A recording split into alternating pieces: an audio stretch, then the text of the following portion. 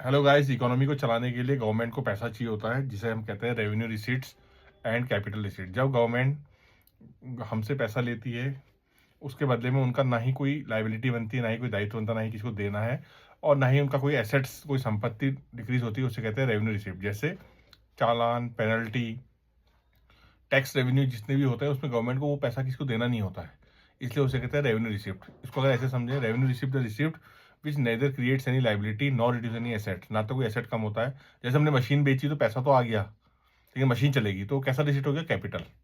तो जिसमें ना तो हमारा एसेट्स कम होता है और ना ही कोई लाइबिलिटी जनरेट होती है, उसे हम कहते हैं रेवेन्यू रिसिप्ट। इसको समझने को एग्जाम में आएगा। जैसे वो कहेगा कि आपने गिफ्ट रिसीव फ्रॉम अब्रॉड, आपको पैसा, कोई सामान विदेश से गिफ्ट मिला है, तो वो कैसा रिसीट है? रेवेन्यू रिसीट, क्योंकि वो किसी को देना नहीं है, वो उसके पीछे कोई लाइबिलिटी, कोई दायित्व, कोई हमने किसी को फिक्स नहीं किया है।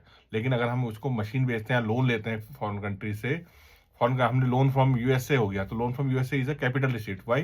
बिकॉज हमने पैसा तो हमारे पास आ गया, रिसीट तो हो गया, रिसिप्ट तो हो गया, बट वो अब हमको एक लोन जनरेट हो गया, यानी कि एक लाइबिलिटी बन गई।